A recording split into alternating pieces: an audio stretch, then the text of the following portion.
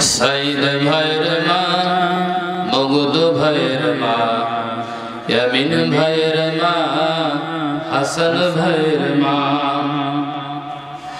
সাইদ ভাইয়ের মা, মগদ ভাইয়ের মা, ইয়ামিন ভাইয়ের মা, হাসান ভাইয়ের মা। তোমরা বড়ই ভাগ্যবতী, আনলে ধরাই আলোর জ্যোতি। সালাম জানাই তোমার ফেরেশতা, সালাম জানাই তোমায় ফেরেশতা। সাইদ ভাইয়ের মা, মগদ ভাইয়ের মা, জসিম ভাইয়ের মা, হাসান ভাইয়ের মা। ঠিক কিনা? আলহামদুলিল্লাহ, সেই মহান মাবুদের দরবারে সমস্যার একযোগে শুকর আদায় করেছি। যেই মহান মুনিব, যেই মহান মালিক ও রব্বে কারীম সুদূর কুষ্টিয়া থেকে আপনাদের সামনে এনে দুই চারটা কোরআনে কারীম থেকে কথা বলার মতন সৌভাগ্য দান করে দিয়েছেন, এবং আপনাদের মতন আল্লাহর প্রিয় বান্দাদেরকে আজকের এই মাহফিলে বসার সৌভাগ্য দান করেছেন। এজন্য সেই মহান মাবুদের দরবারে সমস্যারে একযোগে শুকর আদায় করছি। জোরে বলেন আলহামদুলিল্লাহ। শতকোটি দরুদ ও সালাম বিশ্ব মানবতার মুক্তির দূত জনাব মুহাম্মদুর রাসূলুল্লাহ সাল্লাল্লাহু আলাইহি ওয়াসাল্লাম, তার উপরে মহাগ্রন্থ কোরআনুল কারীম থেকে আমরা প্রত্যেকটি আয়াত তেলাওয়াত করেছি। এর উপরে ভিত্তি করে আমি আপনাদের সামনে নির্ধারিত সময় পর্যন্ত এমন কিছু কথা বলতে চাই, যেই কথাগুলো আমাদের জন্য, আমাদের সবার জন্য দুনিয়া এবং আখিরাতের পাতে হতে পারে। জোরে বলেন আমিন। এজন্য সর্বপ্রথম আল্লাহ রাব্বুল আলামিনের দরবারে সাহায্য কামনা করছি। সুবহানাকা লা ইলমা লানা ইল্লা মা আল্লামতানা ইন্নাকা আনতাল আলিমুল হাকীম। ক্বালা রাব্বিশ রাহ লি সাদরি ওয়া ইয়াসসির লি আমরি ওয়াহলুল উকদাতাম মিন লিসানি ইয়াফকাহু কওলি। জোরে বলেন আমিন। প্রিয় ভাইরা আমার, আজকের এই মাহফিল আমরা অংশগ্রহণ করতে পেরে খুশি না বেজার? এমন একটি গ্রন্থ থেকে আলোচনা শুনতে আমরা এখানে এসেছি, যেই মহাগ্রন্থ কোরআনুল কারীম সরাসরি আমার আল্লাহ রাব্বুল আলামিনের মুখের ভাষা। ঠিক কিনা? আমরা সেই মহাগ্রন্থ কোরআনুল কারীম শুনতে এসে এমন কথা, এমন বাক্য, এমন কিছু বক্তব্য এখান থেকে শুনে যেতে চাই, যেটা আগামীর দিনে আমাদের জীবনের জন্য আল্লাহ তাআলা যেন কবুল করেন। জোরে বলেন আমিন। ভাইরা আমার, অন্য কোনো ভূমিকা নাই। বেশি সময় আমি আপনাদের সামনে কথা বলবো না, আর আমি বেশি সময় বলবো না।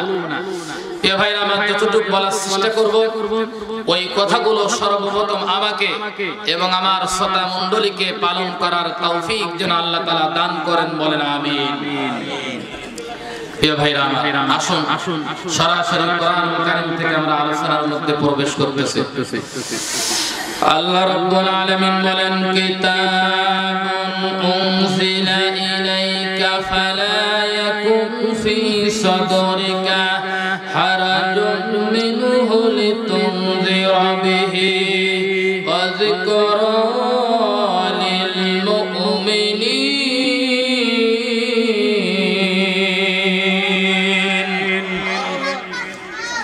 কোরআনুল কারীম সূরাতুল আরাফ 2 নম্বর আয়াতে কারিমা আল্লাহ রাব্বুল আলামিন বলেন, নবী, এটা একটা কিতাব যা আমি আপনার উপরে নাজিল করেছি। সুতরাং আপনি মনের মধ্যে কোনো সংকোচ, কোনো ভয়, কোনো আতঙ্ক, কোনো বিপদ মনে করবেন না। আপনার দায়িত্ব হচ্ছে এই কোরআন সঠিকভাবে মানুষের কাছে প্রচার করা। জোরে বলেন ঠিক না? আল্লাহ রাব্বুল আলামিন কোরআনুল কারীম বর্ণনা করার পদ্ধতি ১৫০০ বছর আগে দিয়েছেন।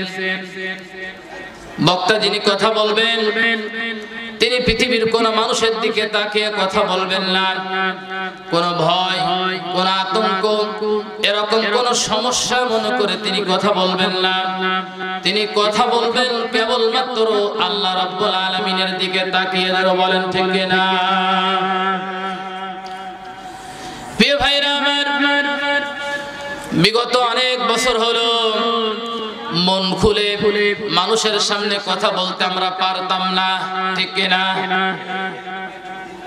আল্লাহ রাব্বুল আলামিন আমাদের মাথার উপর থেকে সেই জগদ্দাল পাথরকে সরিয়ে দিয়েছেন। তাম বাংলাদেশে মানুষগুলো কোরআনের কথাগুলো উন্মুক্ত ময়দানে স্বাধীনভাবে শুনতে পারতেছে। বলেন ঠিক কিনা?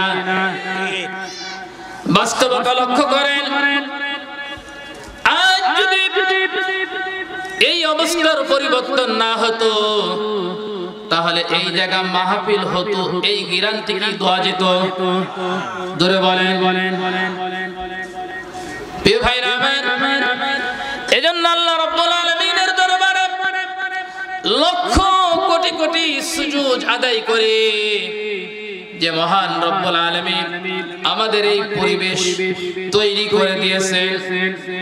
আগামী দিনে এই পরিবেশ বাংলাদেশে থাকুক, বজায় থাকুক, এটা আমরা চাই না, চাই না?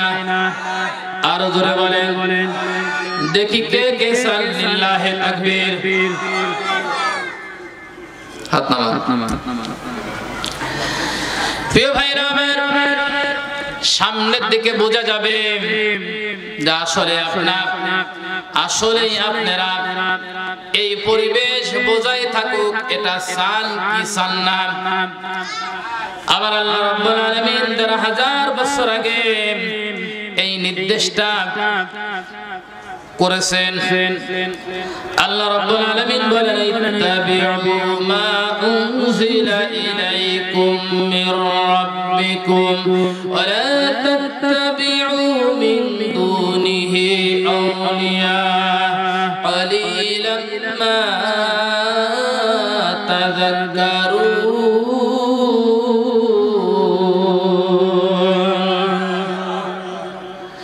ইত্তাবিউ মা উনজিলা ইলাইকুম মির রাব্বিকুম, হে নবী আপনি অনুসরণ করুন যা আপনার উপরে নাজিল করা হয়েছে। আমরা সবাই জানি আল্লাহ রাব্বুল আলামিন প্রিয় নবীর উপরে যেটা নাজিল করেছিলেন ওর নাম কি? আরো জোরে জোরে হলো না? আল কোরআন। ও নবী, আপনাকে নির্দেশ দেওয়া হচ্ছে ওয়ালা তাত্তাবিউ মিন দুনিহি আউলিয়া। ও মানে বাংলা মানে না, তাত্তাবিউ আপনি অনুসরণ করবেন না, মিন দুনিহি আউলিয়া ওলির বহু বচনকে আউলিয়া, কোন ওলি আল্লাহকে আপনি অনুসরণ করবেন না। কেবলমাত্র অনুসরণ করবেন আমি যেটা নাজিল করেছি ওই বিষয়টাকে আপনি অনুসরণ করবেন। কারণ আমি রব্বুল আলামিন এই কোরআনের পাওয়ার দিয়েছি, ক্ষমতা দিয়েছি। এই কোরআন লৌহে মাহফুজ থেকে নবীর উপরে নাজিল হয়েছে রশি হিসাবে। এই রশি যে ব্যক্তি যত মজবুত ভাবে আঁকড়ে ধরবে, আল্লাহ রাব্বুল আলামিন এই রশিকে সঙ্গে নিয়ে জান্নাত পর্যন্ত এই কোরআন আপনাকে পৌঁছে দেবে, ঠিক না? প্রিয় ভাইরা আমার, এদেশে কুয়া আছে না? কুয়া আছেন তো নাকি? কুয়ার মধ্য থেকে যদি পানি তুলতে হয় তাহলে পদ্ধতি কি? একটা রশির মাথায় বালতি বাঁধতে হবে, ঠিক কিনা? অথবা একটা কলসি বাঁধতে হবে, এরপরে কুয়ার মধ্যে ফেলাতে হবে। কলসি যদি ফুটো না হয় আর রশি যদি দুর্বল না হয় তাহলে উপরে পানি ওঠার সম্ভাবনা আছে না নাই? কিন্তু কলসি যদি ফুটা হয় আর রশি যদি দুর্বল হয় তাহলে পারে পানি ওঠার সম্ভাবনা আছে। আরো জোরে বলেন। আল্লাহ রাব্বুল আলামিন এই কথাটাই বলেছেন এখানে, ফাকাদ ইসতামসাকা বিল উরওয়াতিল উসকা লা ইনফিসামা লাহা আল্লাহু সামিউন আলিম। যে কোন একটা জিনিস এক হাত দিয়ে যদি ধরা হয় এর মজবুত হবে একরকম, আর ওই একই জিনিস যদি দুই হাত দিয়ে ধরা হয় তাহলে সহজেই কিন্তু কোন লোক আপনার কাছ থেকে কেড়ে নিতে পারবে না, ঠিক কিনা? আরো জোরে বলেন ঠিক কিনা? প্রিয় ভাইরা আমার আল্লাহ রাব্বুল আলামিন কোরআনটাকে ঠিক এরকম ভাবে মজবুত ভাবে আঁকড়ে ধরার জন্য নির্দেশ দিয়েছেন। কোরআন যে ব্যক্তি যত মজবুত ভাবে আঁকড়ে ধরবে, অনুসরণ করবে ব্যক্তি জীবনে, পারিবারিক জীবনে, সামাজিক জীবনে, রাষ্ট্রীয় জীবনে, এই কোরআন আল্লাহ রাব্বুল আলামিন বলতেছেন এই কোরআন পথ দেখাতে দেখাতে আমাদের মূল বাড়ি, অরিজিনাল বাড়ি আল্লাহ রাব্বুল আলামিন জান্নাত পর্যন্ত পৌঁছে দেবে, ঠিক কিনা? এই যে অন্ধকার রাত, এখন মাহফিল শেষ হওয়ার পর আপনারা বাড়ি যাবেন, মনে করেন বিদ্যুৎ চলে গেছে, চাঁদের আলো উঠে নাই, ঘোর অন্ধকার, আপনার হাতে যদি একটা লাইট থাকে আপনার বাড়ি যাওয়া সহজ হবে না কঠিন হবে?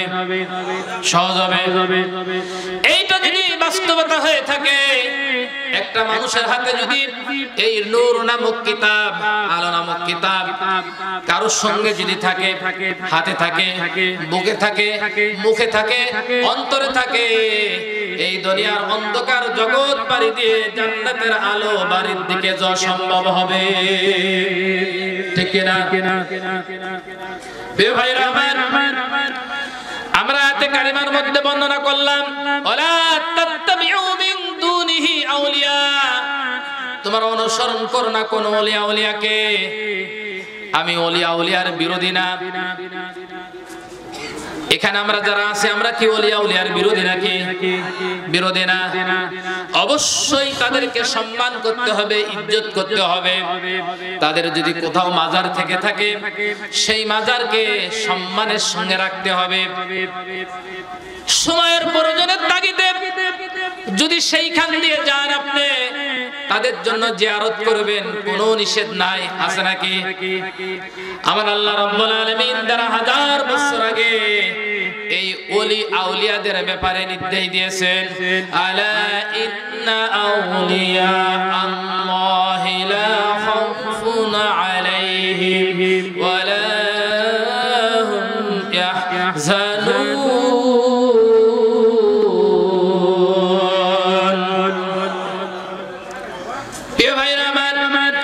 আল্লাহ বলতেছেন আলা, সাবধান, নিশ্চয় আল্লাহর যারা ওলি তাদের কোনো চিন্তা নেই, কোনো টেনশন নেই। কে বলতেছেন? আরো জোরে। অথচ আল্লাহ রাব্বুল আলামিন ওই ওলি আউলিয়াদের ব্যাপারে আল্লাহ বললেন ওয়ালা তাত্তাবিউ মিন দুনিহি আউলিয়া, খবরদার তাদের অনুসরণ করা যাবে না। এই কথার মানে হচ্ছে আমার আল্লাহ রাব্বুল আলামিন তিনি সবচাইতে ভালো জানেন, ধরে বলেন ঠিক কিনা? তিনি জানেন এই পৃথিবীর মানুষগুলো হচ্ছে আবেগওয়ালা, তারা আল্লাহ চাইতে আব্বাকেই বেশি মহব্বত করে, ঠিক কিনা? আল্লাহর আইনের চাইতে, রাসূলের আইনের চাইতে কে কি বললো ওইটাকেই বেশি প্রাধান্য দেয়, ঠিক কিনা? আমার কথাও বিশ্বাস করার দরকার নাই। আমি যে কথাটি বলবো ওই কথা যদি কোরআনের সাথে মেলে তাহলে মানবেন, ঠিক কিনা? আর যদি কোরআনের সাথে না মেলে, আমি কেন বাংলাদেশের শ্রেষ্ঠতম আলেমে যদি এই জায়গায় দাঁড়িয়ে কথা বলে ওই কথা যদি কোরআনের সঙ্গে না মেলে তাহলে তার ওই কথা কখনো গ্রহণ করা যাবে না, ঠিক কিনা? আমার আল্লাহ রাব্বুল আলামিন এই কোরআনের পাওয়ার দিয়েছেন এই জন্য, ইন্না হাযাল কুরআন ইয়াহদি লিল্লাতী হিয়া আকওয়াম ওয়া ইউবাশশিরুল মুমিনিনা আল্লাযীনা ইয়া'মালুনাস সালিহাতি আন্না লাহুম 'أجرا كبيرا.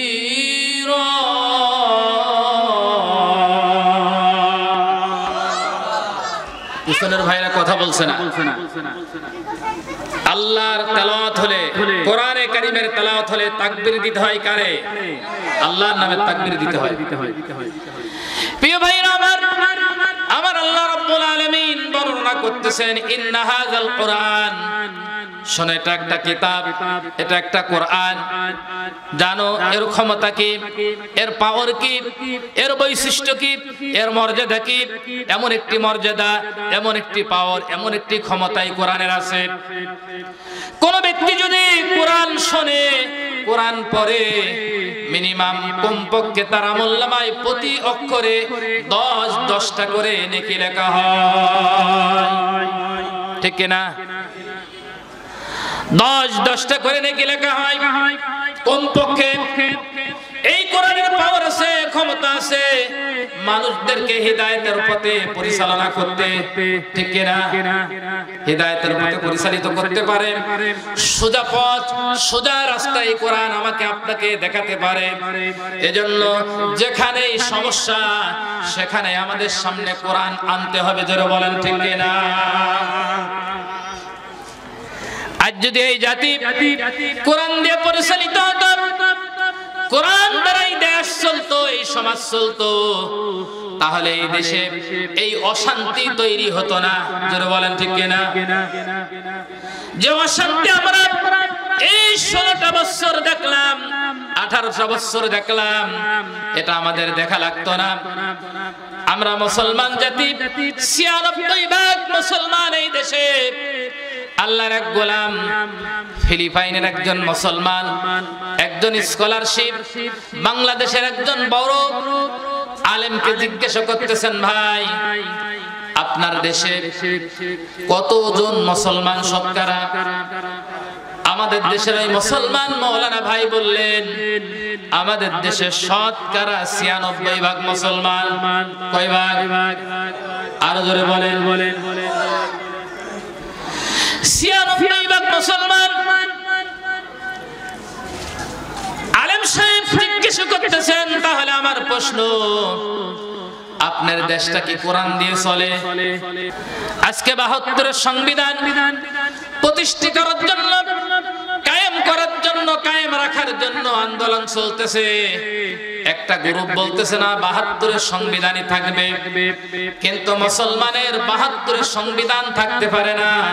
মুসলমানের সংবিধান আমার আল্লাহ 1000 বছর আগে নবীজির উপরে নাজিল করেছেন। ধরে বলেন ঠিক কিনা? অন্য কোন সংবিধান দরকার আছে? আরো জোরে বলেন, দরকার আছে? অন্য কোন সংবিধানের প্রয়োজন নাই। এত বড় শ্রেষ্ঠতম নিয়ামত এই পৃথিবীতে যত নবী আল্লাহ রাব্বুল আলামিন প্রেরণ করেছেন এই দুনিয়ায়, সকল নবীকে নবুয়ত দেওয়ার পাশাপাশি মুজিজা দিয়েছেন। ঠিক কিনা? ওই নবীরা ইন্তেকাল করার পরে, দুনিয়ার বুক থেকে চলে যাওয়ার পরে আল্লাহ রাব্বুল আলামিন ওই মুজিজা তুলে নিয়েছেন। মুসা সেই লাঠি আর নেই, আছে নাকি?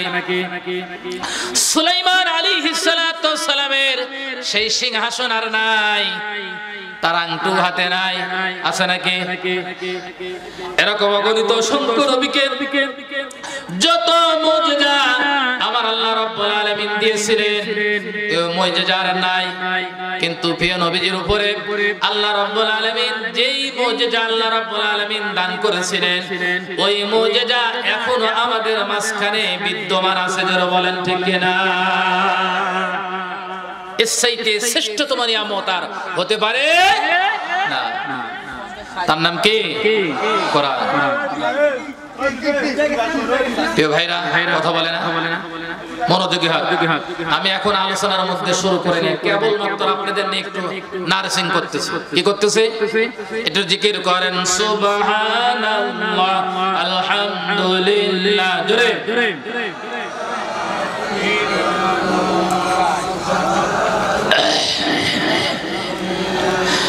লা ইলাহা ইল্লাল্লাহ, জোরে সুবহানাল্লাহ, আলহামদুলিল্লাহ, লা ইলাহা ইল্লাল্লাহ, আরো জোরে সুবহানাল্লাহ, আলহামদুলিল্লাহ লা ইলাহা ইল্লাল্লাহ আরো জোরে সুবহানাল্লাহ আলহামদুলিল্লাহ লা ইলাহা ইল্লাল্লাহ লা ইলাহা ইল্লাল্লাহ মুহাম্মাদুর রাসূলুল্লাহ জোরে বলেন সাল্লাল্লাহু আলাইহি ওয়াসাল্লাম প্রিয় ভাইরা আমার খুব লক্ষ্য করেন মনোযোগটা দেন অন্তরের দিলটা আলোচনার দিকে একটু ঢেলে দেন দুনিয়ার সমস্ত চিন্তা মাথার মধ্যে থেকে বাদ দিয়ে দেন এমন কিছু কথা এখানে হবে যেই কথাগুলো বাস্তব ভিত্তিক ঠিক না আমরা যারা এখানে আসি অধিকাংশই নামাজি ঠিক না ইসলামী ফাউন্ডেশনের একটা জরিপ ছিল কিছুদিন আগে এই দেশে 55% লোক নামাজি আছে কয় পার্সেন্ট আরো জোরে বলেন আরো জোরে মুখস্থ করেন 55% লোক নামাজি অথচ এই 55% লোক নামাজি হওয়ার পরে এই কোরআন দিয়ে রাষ্ট্র চলে না চলে নাকি তাহলে নামাজিরাই তো সবচেয়ে বেশি ভেজাল হলেন আমি আপনাদের খাতা কলমে বুঝাই দেব আমরা নামাজে দাঁড়িয়ে বলতেছি ইয়্যাকা না'বুদু ওয়া ইয়্যাকা নাস্তাঈন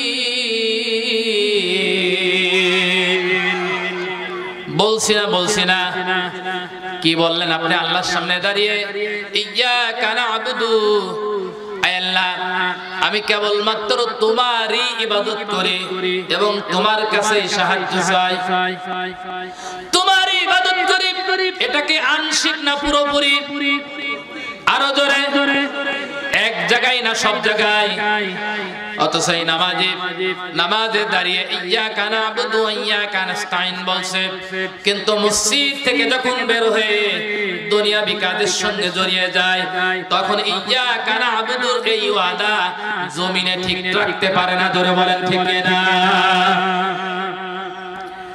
এই নামাজি আবার 4 প্রকার নিয়মিত নামাজি 5 ওয়াক্তই পড়ে একরকম শুধু জুমার নামাজ পড়ে একরকম শুধু বছরে ঈদের নামাজ পড়ে এটা হচ্ছে আর একরকম জীবনে ওয়াক্তীয় নামাজ পড়ে না জুমার নামাজ পড়ে না ঈদের নামাজ পড়ো না এরকম লোক আছে না নাই কিন্তু ওই লোকগুলো তাকিয়ে দেখবেন ওর আব্বা যদি মারা যায় মা যদি মারা যায় দাদা যদি মারা যায় টুপি থাক আর না থাক রুমালটা এরকম মাথায় নিয়ে জানাজার নামাজে দাঁড়িয়ে যায় ঠিক না তাহলে এই 4 প্রকার নামাজি এই দেশ গণতন্ত্রের উপরে ভিত্তি করে 1971 সালে এই দেশ স্বাধীন হওয়ার পরে সংখ্যাগরিষ্ঠ মুসলমানের এই দেশে এই 4 প্রকার নামাজি দিয়ে 55% লোক নামাজি সাজানো হলো এই নামাজিরাই যদি যেহেতু গণতন্ত্র পদ্ধতিতে ইসলাম কায়েম হতে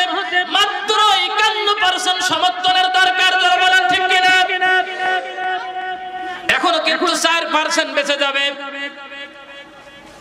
আমরা বেনামাজির ভোটের কোনো প্রয়োজন আছে 55% লোক অথচ 55% লোক নামাজ পড়ার পরও কোরআন দিয়ে সমাজ ব্যবস্থা পরিচালিত হয় না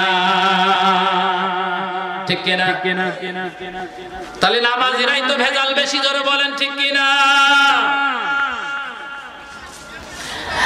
নামাজিরাই আল্লাহ রাব্বুল আলামিনের দরবারে দাঁড়িয়ে মিথ্যা বলতেছে প্রিয় ভাইরা আমার কিয়ামতে আমাকে আপনাকে আমরা যারা এখানে আসি পৃথিবীতে যত মানুষ আছে সকল মানুষকে আল্লাহ রাব্বুল আলামিন জিজ্ঞাসা করবেন ওয়া ইন্নাহু লাযিকরুল লাকা ওয়া লিকাওমিকা ওয়া সাওফা তুসআলুন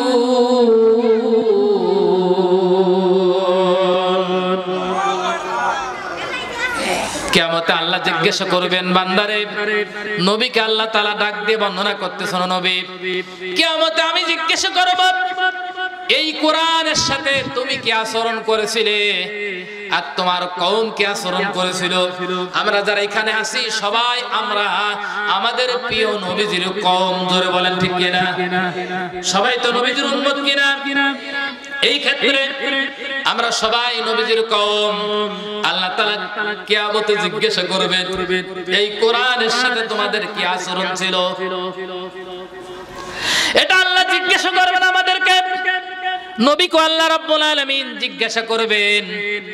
আল্লাহ রাব্বুল আলামিনের দরবারে নবী পার পেয়ে যাবেন, কারণ আল্লাহ নবীর উপরে এই কিতাব নাযিল হওয়ার পরে এই কিতাব দিয়ে তিনি 10টা বছর রাষ্ট্র পরিচালনা করেছিলেন, ঠিক কি না? না করেননি? প্রিয় ভাইরা আমার, ওই নবীজি ইন্তিকালের পূর্ব মুহূর্তে হযরতে জিবরাইল আলাইহিস সালাতু ওয়াস সালাম নবীজির কাছে আসলেন আর বললেন, ইয়া রাসূলুল্লাহ, আল্লাহ রাব্বুল আলামিন আপনাকে সালাম দিয়েছেন, জানতে চেয়েছেন আপনি কেমন আছেন।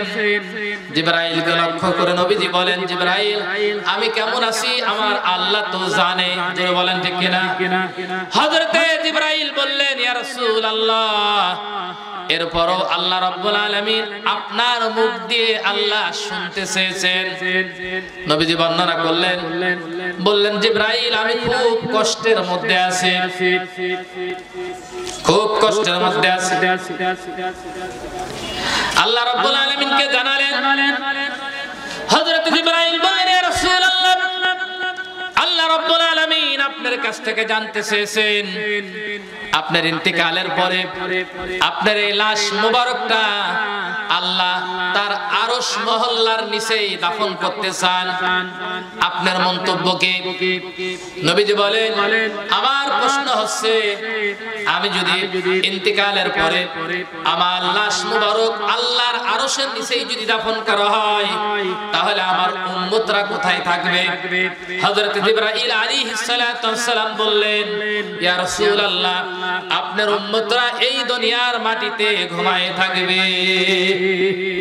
প্রিয় নবীজি জিবরাইল আলাইহিস সালাতু ওয়াস সালামকে ডেকে বললেন, জিবরাইল, আল্লাহ রাব্বুল আলামিনকে তুমি বলে দাও যে এই মাটিতে আমার উম্মত শুয়ে থাকবে, ওই মাটিতেই আমি থাকতে চাই, ঠিক কিনা?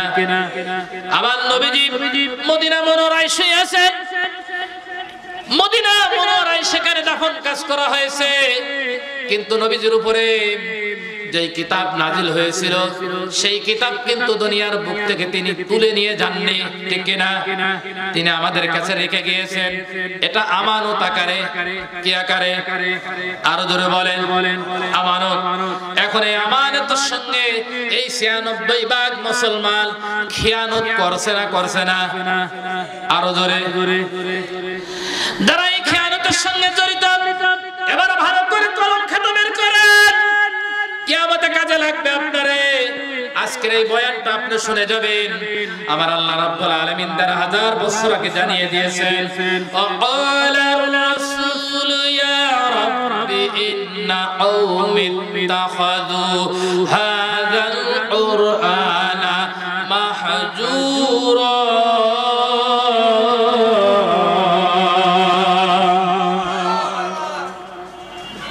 কথা কি বোঝা যায়? কষ্ট হচ্ছে? বিরক্ত হচ্ছেন? তাহলে মনোযোগ দেন, এখন আমি আলোচনার মধ্যে ঢুকিনি। প্রিয় ভাইরা আমার, কোরআনুল কারীম সূরাতুল ফুরকান 19 নম্বর পারার 1 নম্বর পৃষ্ঠা 10 নম্বর লাইনের 30 নম্বর আয়াত। এটা আল্লাহ রাব্বুল আলামিন বলেন, ওয়ালার রাসূল, তোমাদের রাসূল বলবে, ইয়া রব, হে আমার রব, ইন্না কওমি ইত্তাখাযু হাযাল কুরআন, আমি আমার কওমের কাছে কোরআন রেখে এসেছিলাম। আল্লাহর নবী কি কোরআন নিয়ে গেছেন? আমাদের কাছে দিয়ে গেছে, আমাদের কাছে রেখে গিয়েছেন। এই কোরআন কি আমার উম্মত কি করেছে? মাহজুরা। মাহজুরা শব্দের বাংলা প্রতিশব্দ হচ্ছে সদস্যর দায়িত্ব আল্লাহ রাব্বুল আলামিন গ্রহণ করবে, জোরে বলেন সুবহানাল্লাহ। প্রিয় ভাইরা আমার, দ্বিতীয় নম্বর সম্মেলন হয়েছিল আলেমদের নিয়ে। এই পৃথিবীতে যাদের কিতাবের জ্ঞান দেওয়া হবে, আল্লাহ রাব্বুল আলামিন আলেমদেরকে বললেন, আলেমরা তোমরা আল্লাহর এই কিতাব সঠিকভাবে মানুষের কাছে পৌঁছাবে কিনা?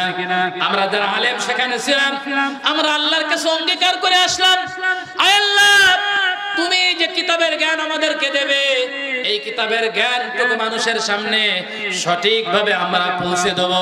ওই অঙ্গীকার থেকে এখানে দাঁড়িয়ে এখানে বসে আপনাদের কাছে কোরআন শোনাতে এসেছি। বলেন ঠিক কিনা?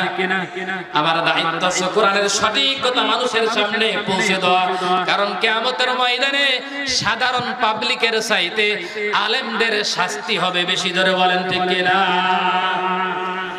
জাহান্নাম উদ্বোধন করা হবে এক শ্রেণীর আলেম দিয়ে। কি দিয়ে? আমা হুজুবুল হুজুন। রাসূল সাল্লাল্লাহু আলাইহি ওয়াসাল্লামের কাছে সাহাবায়ে কেরাম জিজ্ঞাসা করেছিলেন, ইয়া রাসূলুল্লাহ আমা হুজুবুল হুজুন, জুবুল হুজুনটা কি? আল্লাহ রাসূল বললেন, জুবুল হুজুন হচ্ছে জাহান্নামের একটি শাখা, যেই জাহান্নামের শাখার মধ্যে আলেম দিয়ে জাহান্নাম উদ্বোধন করা হবে। তাহলে আল্লাহর দিকে ভয় করে আমাকে বক্তব্য দিতে হবে। জোরে বলেন ঠিক কিনা? 3 নম্বর সম্মেলন হয়েছিল নবীদের সঙ্গে নিয়ে। আল্লাহর যত নবী পৃথিবীতে আসবেন সকল নবীকে এক জায়গায় জড়ো করে আল্লাহ রাব্বুল আলামিন জিজ্ঞাসা করলেন, দুনিয়ায় তোমাদেরকে নবুয়ত দেওয়া হবে, রিসালাতের দায়িত্ব দেওয়া হবে, সাথে মুজিজা দেওয়া হবে, কিতাব দেওয়া হবে, সহিফা দেওয়া হবে। আমার এই বাণী মানুষের কাছে সঠিকভাবে পৌঁছাবে কিনা? আল্লাহর নবীরা আল্লাহ রাব্বুল আলামিনের সামনে অঙ্গীকার করেছেন, আল্লাহ অবশ্যই অবশ্যই আপনার বাণী আমরা মানুষের কাছে পৌঁছে দেব, একজন আরেকজনের বিপক্ষে কোনোদিন লাগবো না। এইজন্য আদম থেকে শুরু করে বিশ্বনবী মুহাম্মদুর রাসূলুল্লাহ সাল্লাল্লাহু আলাইহি ওয়াসাল্লাম পর্যন্ত সকল নবীদের মিশন একটাই ছিল, সেটা হলো লা ইলাহা ইল্লাল্লাহ। জোরে লা ইলাহা ইল্লাল্লাহ। জোরে লা ইলাহা ইল্লাল্লাহ। সুবহানাল্লাহ আলহামদুলিল্লাহ লা ইলাহা ইল্লাল্লাহ। সুবহানাল্লাহ আলহামদুলিল্লাহ লা ইলাহা ইল্লাল্লাহ। লা ইলাহা ইল্লাল্লাহ মুহাম্মাদুর রাসূলুল্লাহ সাল্লাল্লাহু আলাইহি ওয়াসাল্লাম। লা ইলাহা ইল্লাল্লাহ আদম সফিউল্লাহ। জোরে বলেন ঠিক কিনা? লা ইলাহা ইল্লাল্লাহ ইব্রাহিম খলিলুল্লাহ। লা ইলাহা ইল্লাল্লাহ মুসা কালিমুল্লাহ। লা ইলাহা ইল্লাল্লাহ ঈসা রূহুল্লাহ। লা ইলাহা ইল্লাল্লাহ মুহাম্মাদুর রাসূলুল্লাহ। জোরে বলেন ঠিক কিনা? একজন নবীর সঙ্গে আরেকজন নবীর কি মারামারি হয়েছে নাকি? কোন বৈপরীত্য হয়েছে কিনা? কোন মতের পার্থক্য হয়েছে কিনা? হয়নি। অথচ আজকে বাংলাদেশে দেখেন হুজুর হুজুরি দল, ঠিক কিনা? এক হুজুর আর এক হুজুরের দেখতে পারে না, এক হুজুর আর এক হুজুরের কল্যাণ করতে পারে না, কল্যাণ কামনা করতে পারে না।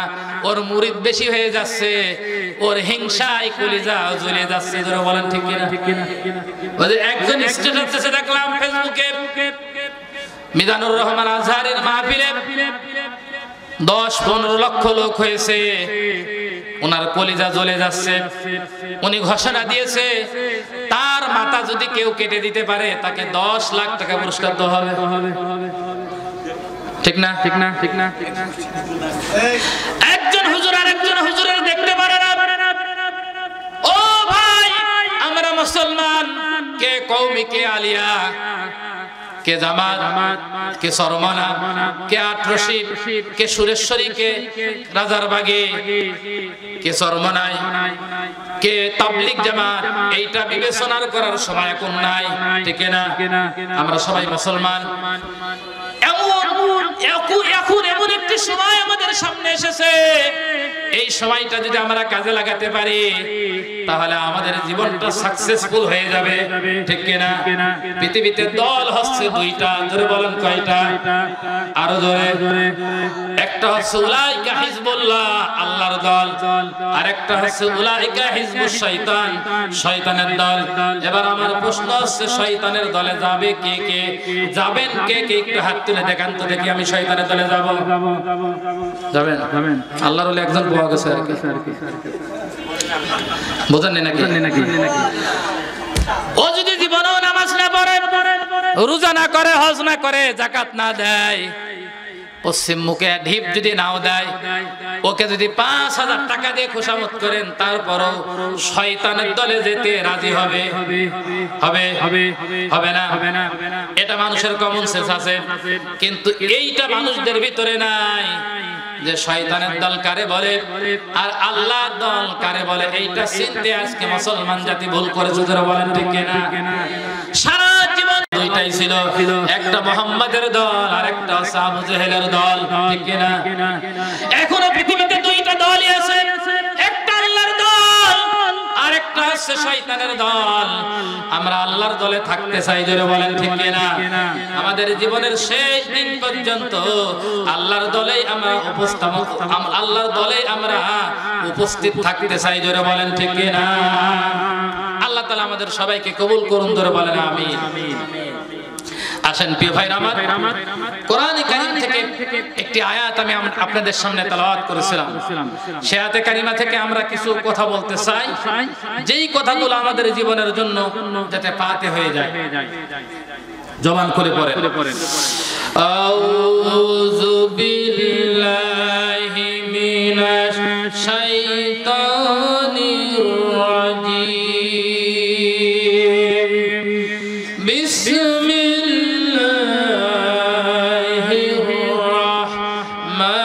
রাহমানির রাহিম।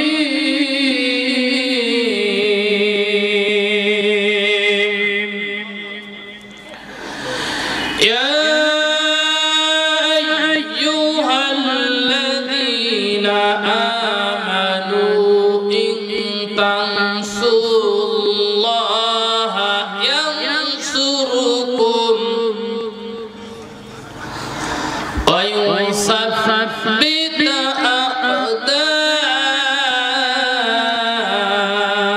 আকদামাকুম।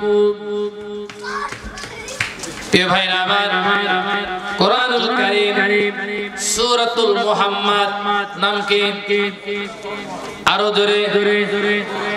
৭ নাম্বার আয়াতে কারিমা আল্লাহ রাব্বুল আলামিন বলেন, ইয়া আইয়ুহাল্লাযীনা আমানু, ওহে ঈমানদাররা, ইন তানসুরুল্লাহা ইয়ানসুরকুম, তোমরা সবাই আমার সাহায্য করো, আমিও তোমাদের সাহায্য করব।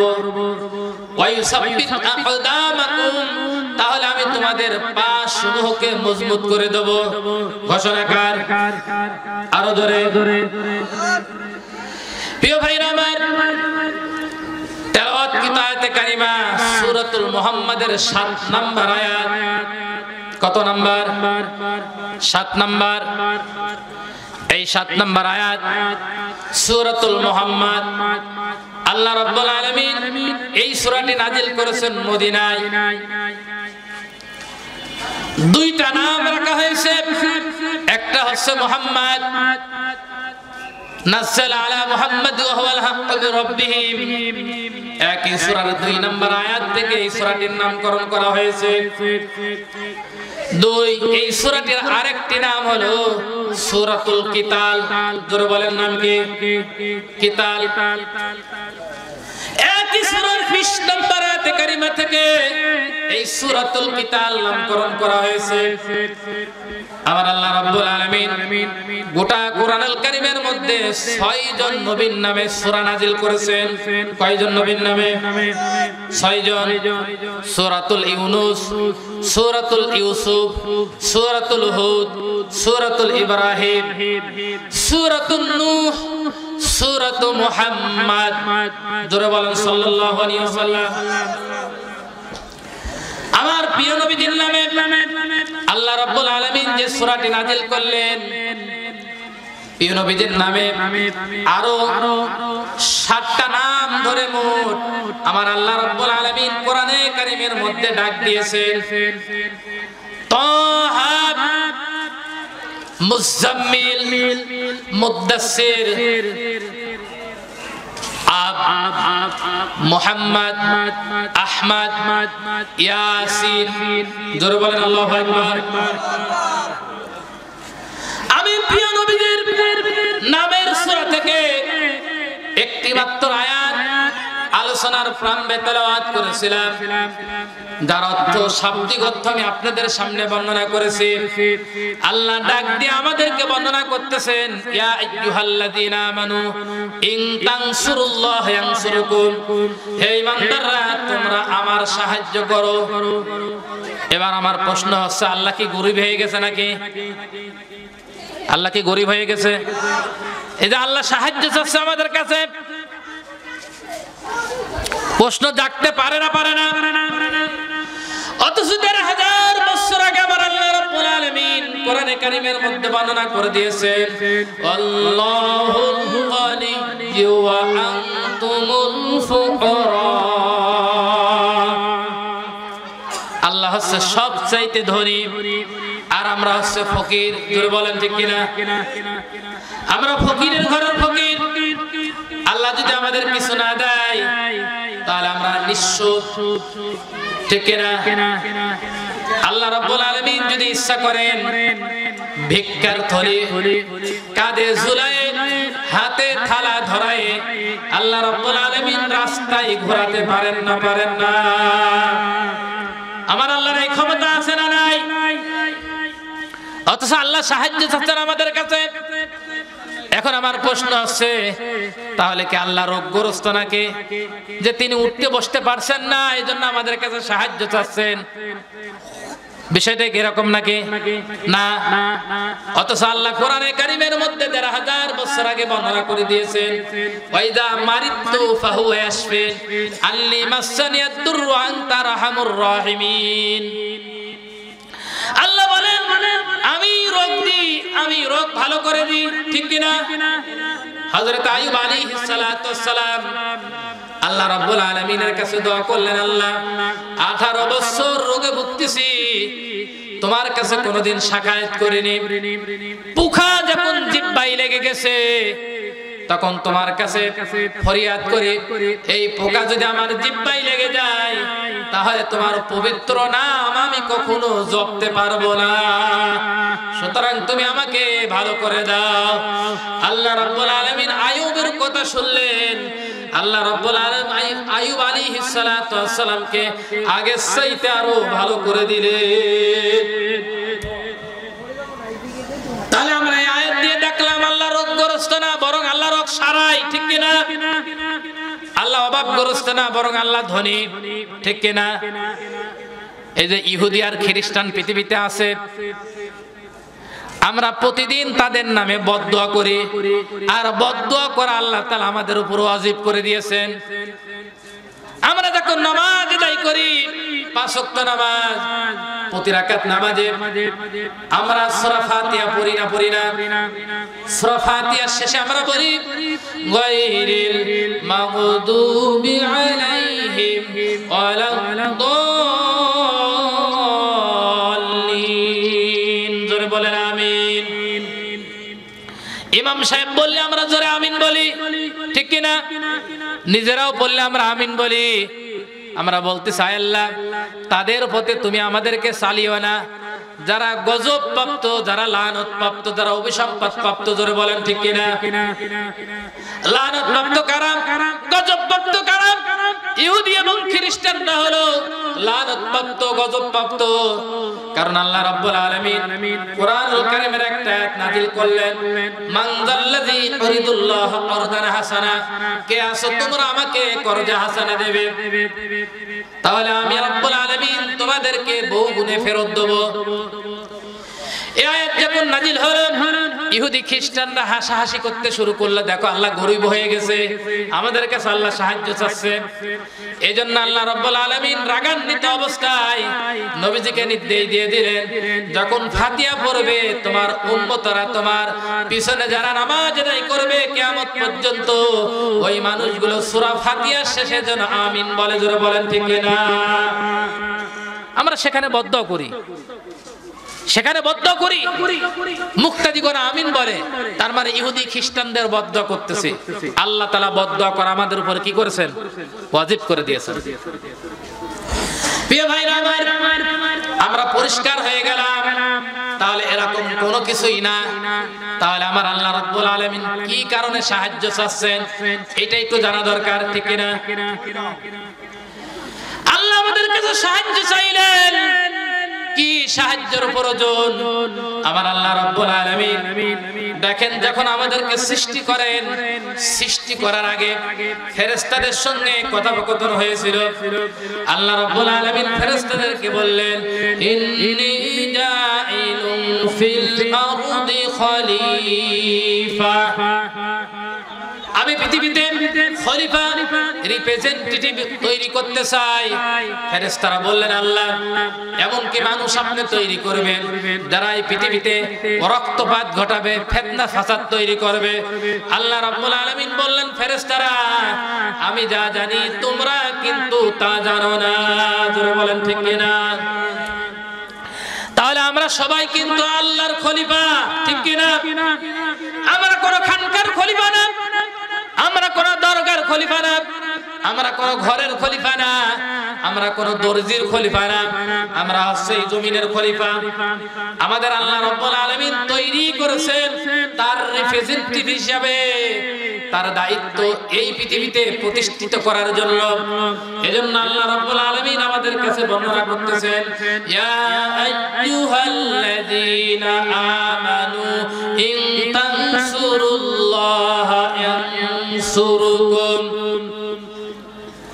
হে ঈমানদাররা তোমরা আমারে সাহায্য করো। তার মানে হচ্ছে আল্লাহ একটা জিনিস চান, আমরাও আল্লাহ রাব্বুল আলামিনের কাছে বহু সময় বহু জিনিস চাই, না চাই না? নিজেদের যখন কোনো প্রয়োজন হয়, মনে যখন কষ্ট লাগে, ব্যথা লাগে, আমরা যখন আল্লাহ রাব্বুল আলামিনের কাছে হাত তুলি, নিজেদের জন্য, স্ত্রী সন্তানের জন্য, পিতামাতার জন্য, মুমিন মুমিনাতের জন্য আমরা সব সময় আল্লাহর কাছে চাই, না চাই না? চাই। আমরা অগণিত অসংখ্য জিনিস আল্লাহ রাব্বুল আলামিনের কাছে চাই। আমার আল্লাহ রাব্বুল আলামিন কিছু কিছু জিনিস আমাদের দেন, আবার কিছু কিছু জিনিস আল্লাহ দেন না। জোরে বলেন ঠিক কিনা? না দেওয়ার কারণ ভালো, কারণ আল্লাহ রাব্বুল আলামিন এটা জমা রেখে দিয়েছেন, কিয়ামতের ময়দানে ঈমানদারদের সকল দোয়া আল্লাহ রাব্বুল আলামিন মঞ্জুর করবে। আমরা যে দোয়াগুলো করি, ওই যেই দোয়াগুলো কবুল হয় না, ওই দোয়াগুলো কিয়ামতের ময়দানে আল্লাহ তাআলা কবুল করে দেবেন। জোরে বলেন সুবহানাল্লাহ। তখন ঈমানদাররা আফসোস করে বলবে, হায় হায়, দুনিয়ায় যে দোয়াগুলো করেছিলাম আর যেটা পূরণ হয়ে গিয়েছিল, ওটা যদি পূরণ না হতো, তাহলে আখিরাতে আমাদের জন্য আরো ভালো কিছু থাকতো। কথা কি বোঝাতে পারলাম? প্রিয় ভাইরা আমার, আল্লাহ রাব্বুল আলামিন আমাদের কাছে শুধুমাত্র একটা জিনিস চেয়েছেন। কয়টা জিনিস? আরো জোরে, আরো জোরে বলতে পারবেন আল্লাহ কি জিনিস আমাদের কাছে চেয়েছেন? দেখি এখানে অনেক মানুষ আছে, হাত তুলে দেখান তো দেখি, আমি বলতে পারবো আল্লাহ কি জিনিস চেয়েছেন। বলেন, আমার ওই ভাই হাত তুলেছেন, বলেন তো কি জিনিস চেয়েছেন আল্লাহ? আমি জানি আপনার এক একজন ব্যক্তি এক একটা বিষয় বলবেন, ওটা আমার আগের থেকে জানা আছে। দেখি আল্লাহ রাব্বুল আলামিন একটা জিনিস মাত্র চেয়েছেন আমাদের কাছে, তবে ওই জিনিসটা ভিন্ন ভিন্ন অর্থে আল্লাহ রাব্বুল আলামিন বর্ণনা করেছেন কোরআনে কারীমের মধ্যে। ওমা খালাকুল জিন্না ওয়াল ইনসা ইল্লা লিয়াবুদুন। জোরে বলেন আল্লাহু আকবার। আল্লাহ রাব্বুল আলামিন আমাদেরকে বলছেন, হে বান্দা হে মানব জাতি, হে জিন জাতি, আমি শুধুমাত্র তোমাদেরকে তৈরি করেছি আমার গোলামি করার জন্য। তাহলে আল্লাহ আমাদেরকে চান শুধুমাত্র তার গোলামি করার জন্য, বলেন ঠিক কিনা? এই কথাটা আমার আল্লাহ রাব্বুল আলামিন কোরআনে কারীমের মধ্যে অন্য জায়গায় ভিন্ন ভাবে বলেছেন, ওয়াবুদু রাব্বাকা হাত্তা ইয়াতিয়াকাল ইয়াকিন। বান্দা যত সময় পর্যন্ত মৃত্যু না আসে তত সময় পর্যন্ত কেবলমাত্র শুধুমাত্র আমার গোলামি করো। এখানে ইয়াকিন মানে হচ্ছে মৃত্যু। ইয়াকিন মানে কি? মৃত্যু। তাহলে মৃত্যু পর্যন্ত গোলামি হবে কার? আরো জোরে বলেন আল্লাহ। এই কথাটাই আমার আল্লাহ রাব্বুল আলামিন কোরআনুল কারীমের মধ্যে অন্য জায়গায় ভিন্ন ভাবে বলেছেন। আমার আল্লাহ রাব্বুল আলামিন বর্ণনা করতেছেন, আলা লাহুল খালকু ওয়াল আমর, জেনে রাখো, সাবধান, হুকুম যার, আইন চলবে তার, সৃষ্টি যার, আইন চলবে কেবলমাত্র, জোরে বলেন তার। কার চলবে? আল্লাহ। এই সৃষ্টিকার আমাদের কে তৈরি করেছেন? আল্লাহ। এই কথা আমি কেন বললাম? মনে করেন আপনার পরিবারে 5 জন সদস্য আছে, আপনি তার কর্তা। আপনি ওই 4 জন পরিবারের সদস্যদেরকে ভরণ পোষণ, খাওয়া দাওয়া ইত্যাদি যা কিছুর প্রয়োজন হয়, জাগতিক সকল চাহিদা আপনি পূরণ করেন, ঠিক কিনা? এখন হঠাৎ করে বাড়িতে আসার পরে একদিন দেখলেন ওই 4 জন সদস্য আপনার কাছ থেকে অর্ডার না নিয়ে বড় ধরনের একটা কাজ ঘটিয়ে ফেলেছে, বড় ধরনের একটা কাজ করে ফেলেছে। আপনি দেখার পরে সন্তুষ্ট হবেন না অসন্তুষ্ট হবেন?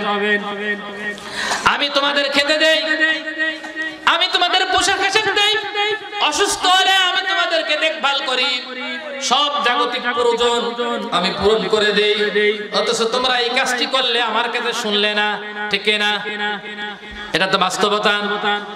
এটা যদি বাস্তবতা হয় তাহলে আল্লাহ রাব্বুল আলামিনের দিকে লক্ষ্য করে এই কথাটা ঘুরায় দেন। সব কিছু পরিচালনা করেন কে? আমাদের খাওয়াই কে? আমাদের দেখাই কে? আমাদের শোনাই কে? আমাদের চলাই কে? আমাদের সৃষ্টিকর্তা কে? যদি আল্লাহ রাব্বুল আলামিন হয়ে থাকেন তাহলে প্রশ্ন হচ্ছে, যেহেতু তিনি সৃষ্টি করতেন, সব কিছু তিনি পরিচালনা করেন, সুতরাং তার আইন ও বিধান দিয়ে সব কিছুই চলতে হবে এবং চালাতে হবে, যারা বলেন ঠিক না? কথা কি বুঝাতে পারছি? ক্লিয়ার বুঝেছেন? এরপরেও যদি আপনারা না বোঝেন তাহলে আপনাদের ঝুরি কোদাল দিয়ে বুঝলেও কোনোদিন আপনারা বুঝতে পারবেন। যেহেতু আল্লাহ সব কিছু দেন, খুব লক্ষ্য করেন, আল্লাহ রাব্বুল আলামিন এই জিনিসটা আমাদের কাছে চেয়েছেন, আর এইটার নাম হচ্ছে ইসলাম। এটার নাম কি? ওই জিনিসটাই আমাদের জন্য আল্লাহ রাব্বুল আলামিন পছন্দ করেছেন, দ্বীনুনা ইসলাম। আল্লাহ যেটা পছন্দ করেন ওই জিনিসটা যদি আমরা পছন্দ না করে অন্য কোন জিনিস পছন্দ করে তাহলে সরাসরি আল্লাহর সঙ্গে বিদ্রোহ হয়ে যাবে, যারা বলেন ঠিক কিনা? মুসা নবী এসে এই কথাই ফেরাউনকে বুঝিয়েছেন, ফেরাউন সেই কথা মানে নাই, বরং মুসার সঙ্গে বিদ্রোহে লিপ্ত হয়ে গেছে। ইব্রাহিম আলাইহিস সালাতু ওয়াস সালাম নমরুদকে এই কথাই বুঝিয়েছে, নমরুদ মানেনি, ইব্রাহিমকে ধরে আগুনের মধ্যে ফেলে দিয়েছে, যারা বলেন ঠিক কিনা? আমাদের প্রিয় নবীজি মুহাম্মদুর রাসূলুল্লাহ সাল্লাল্লাহু আলাইহি ওয়াসাল্লাম এই কথাটাই বলেছেন। আবু জেহেল, আবু লাহাব, উতবা, শাইবা এরা বিশ্ব নবীকে মক্কায় থাকতে দেয়নি, রাতের অন্ধকারে মক্কা থেকে পালিয়ে যেতে তারা বাধ্য করেছে, যারা বলেন ঠিক না? প্রিয় ভাইরা আমার, এখনো কোন মানুষ যদি ওই কাজ করে তাহলে এরকম বিপদ আপদ বালা মুসিবত আসতে পারে যা আমরা 15 বছরে দেখেছি, যারা বলেন ঠিক কিনা? যেই মানুষগুলোকে ফাঁসি দিয়ে দেওয়া হলো, বিনা কারণে হত্যা করা হলো, ওই মানুষদের কোনো অপরাধ নেই, ওদের অপরাধ শুধু একটাই, ওমা নাকামু মিনহুম ইল্লা আইয়ুমিনু বিল্লাহ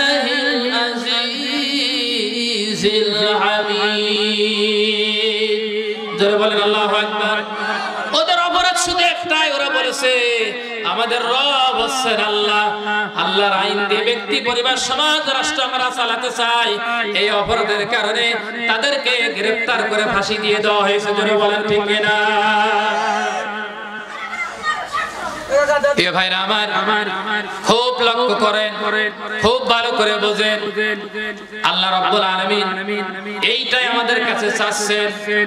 এজন্য পৃথিবীর উপরে প্রিয় নবীজি যখন আসলেন, কোরআন যখন নাজিল হলো, কোরআন নাজিলের পাককালে পৃথিবীর মানুষ 3 ভাগে বিভক্ত হয়ে গিয়েছে। জোরে বলেন কয় ভাগে? কিন্তু মূলত মানুষ 2 ভাগে, কিন্তু আমলের দিক থেকে মানুষ 3 ভাগে বিভক্ত হয়ে গিয়েছে। পয়লা নাম্বার হচ্ছে কাফেররা। কোরআন শোনার পরেই যারা সিদ্ধান্ত নিয়েছে এই কোরআন মানতে দেওয়া হবে না, কোরআন পড়তে দেওয়া হবে না, কোরআন প্রচার করতে দেওয়া হবে না, কোরআন প্রতিষ্ঠা করতে দেওয়া হবে না। জোরে বলেন ঠিক কিনা?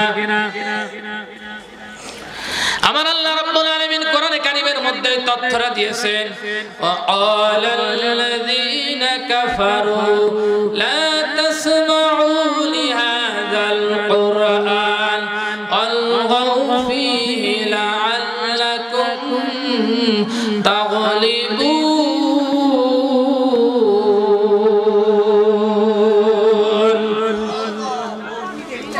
কোরআনুল কারীম সূরাতুল হামিম সাজদার 26 নম্বর আয়াতে কারিমা আল্লাহ পাক রব্বুল আলামিন আমাদের বর্ণনা করতেছেন, লা তাসমাউ লিহাযাল কুরআন। কাফেররা দারুনা দর বৈঠকে সিদ্ধান্ত নিয়েছে যে কোরআন শুনতে দেওয়া হবে না। আমরা এই 15 বছর কিন্তু এটাই দেখেছিলাম। যারা বলেন ঠিক কিনা?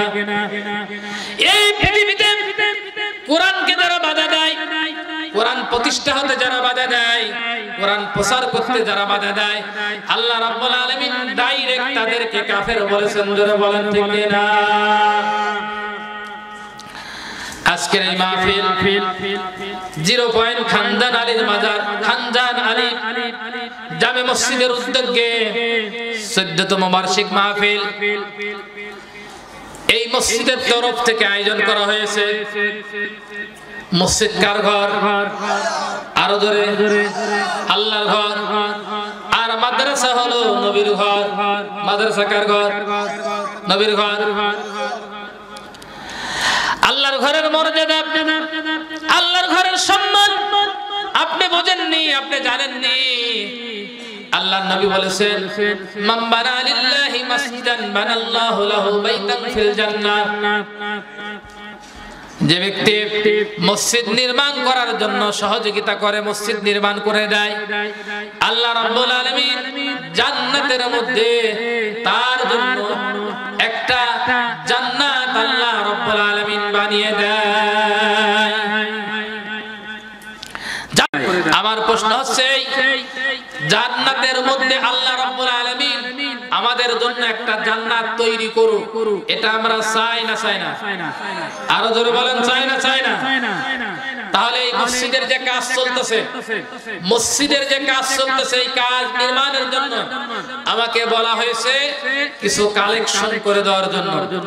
আমি আপনাদেরকে ওইখানে যে সমস্ত ভাইরা বসে আছেন, সভাপতি, সেক্রেটারি, মসজিদ ম্যানেজিং কমিটি যারা আছেন, আমি তাদেরকে স্টেজে আসার জন্য সবিনয় অনুরোধ জানাচ্ছি। এখনো আলোচনা শেষ হয় না, এখনো মূল আলোচনা সামনে আছে। আল্লাহর ঘর মসজিদ নির্মাণ হোক, এটা আমরা চাই না? চাই না? আরো বড় হোক। এখানে এসে আমার মসজিদটা দেখে প্রাণ ভরে গেছে। এই 0 পয়েন্টের উপরে এত সুন্দর একটা মসজিদ, মসজিদে লোক ধরে না। আরো উপরের কাজ করার জন্য সিদ্ধান্ত গ্রহণ করা হয়েছে। প্রিয় ভাইরা আমার, সেই কাজে আঞ্জামে শরীক হয়ে জান্নাতের মধ্যে আমাদের জন্য একটা ঘর নির্মাণ হয়ে যায়। এটা যদি বসে থাকি, আমাদের মধ্যে কোন ব্যক্তি আছে দেখি আল্লাহর ঘরের জন্য 50,000 টাকা দিয়ে সহযোগিতা করবেন, এরকম কোন লোক আছেন কিনা? যদি থেকে থাকেন একটু আমাকে সামনে আসবেন, কারণ আমি আসছে মুসাফির। আমি কি? নবীজি বলেছেন 3 জন ব্যক্তির দোয়া কবুল হয়। আপনি যেই দোয়া কবুল, যেই দোয়া মঞ্জুর করবেন, আপনি যেটা সিদ্ধান্ত নেবেন দোয়া কবুলের জন্য, আমার কাছে এসে লেখা দেবেন, ঘোষণা দিয়ে দোয়া চাইবেন। আমি যে দোয়া করব ইনশাআল্লাহ সে দোয়া কবুল হয়ে যাবে, কারণ এটা আমার নবীর কথা। কার কথা? নবীর কথা। আল্লাহর নবীর কথা কখনো মিথ্যা হয় না। আল্লাহর নবী বলেছেন 3 জন ব্যক্তির দোয়া আল্লাহ তাআলা কখনো ফেরত দেন না। তার মধ্যে একজন হচ্ছে মুসাফির। একজন কি? মুসাফির। আমি সুদূর ওই কুষ্টিয়া থেকে এখানে এসেছি আপনাদের কাছে কিছু আলোচনা শোনানোর জন্য। আমি যেহেতু মুসাফির, আমি যে দোয়া করব ইনশাআল্লাহ সে দোয়া কবুল হয়ে যাবে। রাজি আছেন? দেখে আমার কোন ভাই আছেন আল্লাহ রাব্বুল আলামিনের ঘর নির্মাণ করার জন্য 50,000 টাকা হুজুর আমি দেব, আমার জন্য দোয়া করবেন আমি অসুস্থ, অথবা দোয়া করবেন আমার সন্তান হয় না, অথবা দোয়া করবেন হুজুর আমার এই সন্তান লেখাপড়া করতে দিয়েছি, মাদ্রাসায় দিয়েছি যাতে হাফেজ হয়, আলেম হয়। যে নিয়ত করে আমার কাছে বলবেন আমি সেই দোয়া করব। আল্লাহ রাব্বুল আলামিন মুসাফিরের দোয়া ফেরত দেবেন না। এরকম কোন লোক আছে? একটু আমাকে হাত তুলে দেখাতে পারেন যে আল্লাহর ঘরের জন্য 50,000 টাকা আমি দিয়ে সহযোগিতা করব? এরকম আছেন নাকি কেউ? থেকে থাকলে আমার কাছে বলেন, আমি তার জন্য প্রাণ খুলে দোয়া করে যাব। আল্লাহ রাব্বুল আলামিন তুমি তোমার গোলামকে কোরআনের জন্য কবুল করে নাও, তার দোয়াটাকে তুমি মঞ্জুর করে নাও। 50,000 টাকা দেওয়ার মতন লোক যদি না থেকে থাকে 10,000 করে টাকা কে কে দেবেন? একটু আমাকে দেখাতে পারেন হুজুর? 10,000 করে টাকা আমি এই মাহফিলে এই মসজিদের জন্য আল্লাহর ঘরের জন্য শরীক হয়ে যাব। কিয়ামতে আমি যেদিন মরে যাব আমার টাকা পয়সা অর্থ সম্পদ কিছুই কাজে আসবে না। দুনিয়ার গাড়ি বাড়ি অর্থ সম্পদ সব কিছু দুনিয়ায় রেখে দিয়ে চলে যাব। জোরে বলেন ঠিক কিনা? সবটা একটু বন্ধ করেন, মরার একটু ভান করেন, লক্ষ্য করে তাকিয়ে দেখেন এই মুহূর্তে যদি আমার জানটা কবজ হয়ে যায় আর মসজিদের মাইকে যদি অ্যানাউন্স হয় যে অমুক গ্রামের অমুকের ছেলে বেলায় কয়টার সময় ইন্তিকাল করেছে, এই কথা বলার পরে গ্রামের লোকজন যত আছে, বন্ধু বান্ধব যত আছে, আত্মীয় বর্গ আত্মীয় স্বজন যত আছে, সবাই আপনাকে দেখতে চলে আসবে। যারা বলেন ঠিক কিনা? আসবে কিনা? একদিন তোমার নাম মসজিদে হবে এলান, তৈরি থেকো তৈরি রেখো কবরের মান সামান, একদিন তোমার নাম মসজিদে হবে এলান। বলেন ঠিক কিনা? আমি একদিন মারা যাব। শাহজালাল পান্না 50 বস্তা সিমেন্ট পান্না বুঝছেন, 50 বস্তা সিমেন্ট। নারে তাকবীর, নারে তাকবীর। আমার শাহজালাল ভাই পান্না খান 50 বস্তা সিমেন্ট দান করেছেন। জোরে বলেন মারহাবা। আল্লাহ তাআলা তোমার কাছে দোয়া করি মুসাফির হিসেবে আমার এই ভাইটা যে উদ্দেশ্য করে এই মসজিদের কাজের জন্য 50 বস্তা সিমেন্ট দান করলেন, যে নিয়তটা করলেন, মুসাফির হিসেবে তোমার দরবার দোয়া করি আল্লাহ। নবীজি বলেছেন মুসাফিরের দোয়া কখনো ফেরত দেওয়া হয় না। আমার এই ভাই যেই নিয়ত করে এই কাজ কাজটি করলেন, এই দানটা করলেন, আল্লাহ তাআলা এই দানটাকে তুমি কবুল করে নাও। জোরে বলেন আমিন। আল্লাহ তাআলা তার জানে মালে বরকত দান করে দাও। পরিবারের উপর থেকে সর্ব প্রকার বালা মুসিবত তুমি দূর করে দাও। পরিবারের সকল সদস্যকে নিয়ে দুনিয়ায় যতদিন বেঁচে থাকে আল্লাহ তাআলা পরিবারটাকে জান্নাতি পরিবার হিসেবে কবুল করে নাও। আল্লাহ তাআলা মা বাপ যদি বেঁচে থাকে তাদেরকে হায়াতুত তাইয়্যিবা দান করে দাও। অসুস্থ থাকলে সুস্থতা দান করে দাও। রোগগ্রস্ত থাকলে রোগ ভালো করে দাও। ঋণ থাকলে ঋণ পরিশোধ হওয়ার তৌফিক তুমি দান করে দাও। মা বাপ যদি কবরবাসী হয়ে যায় আল্লাহ তাআলা মা বাপের কবরটাকে আল্লাহ তাআলা জান্নাতের বাগান বানিয়ে দাও। যত আত্মীয়বর্গ আত্মীয়স্বজন তার কবরবাসী হয়ে গেছেন আল্লাহ মেহেরবানি করে সবাইকে তুমি মাফ করে দাও। বিশেষ করে সন্তানদেরকে তুমি দিনের জন্য কবুল করে নাও। জোরে বলেন আমিন। দানকারীর মাতা পিতা আল্লাহ সুখে দিবেন কবরে, নূরের টুপি মাথায় দিয়ে উঠাইবেন রোজ হাসরে। আল্লাহুম্মা সাল্লি আলা কেশিয়ার সাহেবের আব্বা মারা গেছে, 50 বস্তা সিমেন্ট।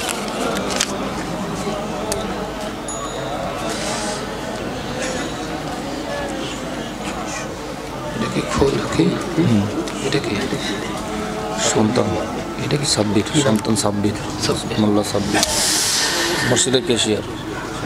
একটু তাকবীর দেওয়া যাবে না? বলেন তো নারে তাকবীর, নারে তাকবীর। আল কোরআনের আলো, আল কোরআনের আলো।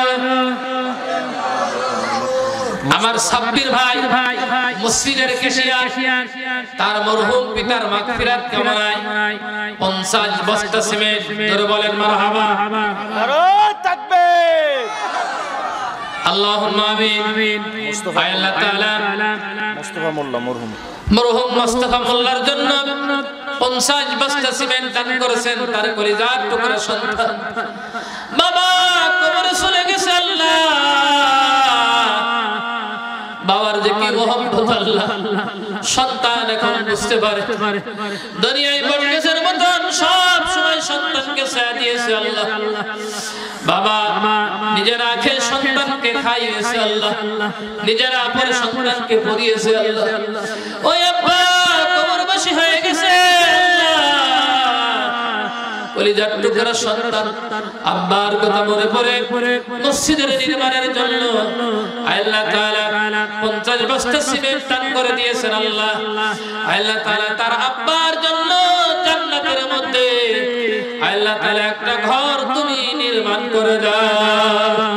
কবরটাকে জান্নাতের বাগান বানিয়ে দাও। বাবে সাদাকলা আল্লাহ তাআলা মাকে হায়াতুত তাইয়্যিবা দান করে দাও। পরিবারের সকল সদস্যগুলোকে কোরআনের জন্য কবুল করে নাও। পরিবারটাকে জান্নাতি পরিবার হিসেবে কবুল করে নাও। সর্ব প্রকার বালা মুসিবত থেকে আমার এই ভাইয়ের পরিবারগুলোকে তুমি হেফাজত করো। জোরে বলেন আমিন।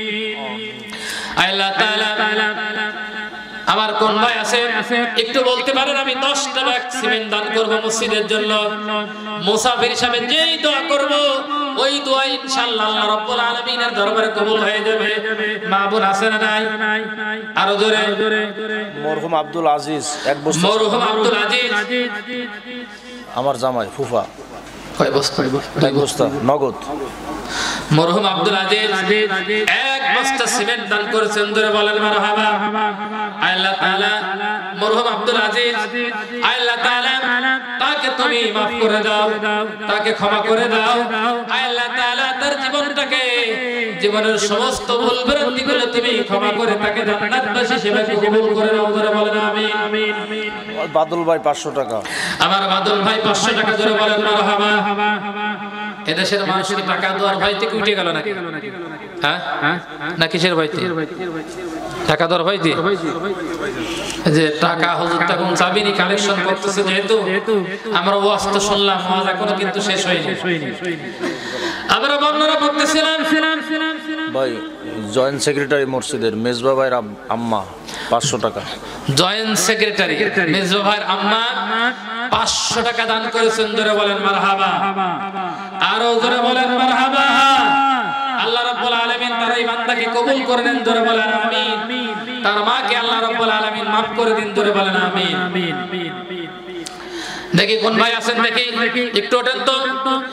1 বস্তা করে সিমেন্ট দেবেন কে কে? হাত তোলেন তো। এই মসজিদের জন্য নির্মাণ কাজে জান্নাতে একটা ঘর নির্মাণ হোক, কে কে আছেন? মাত্র 1 বস্তা করে। এখানে যত লোক আছেন 1 বস্তা করে সিমেন্ট দেবেন কে কে? হাত তোলেন।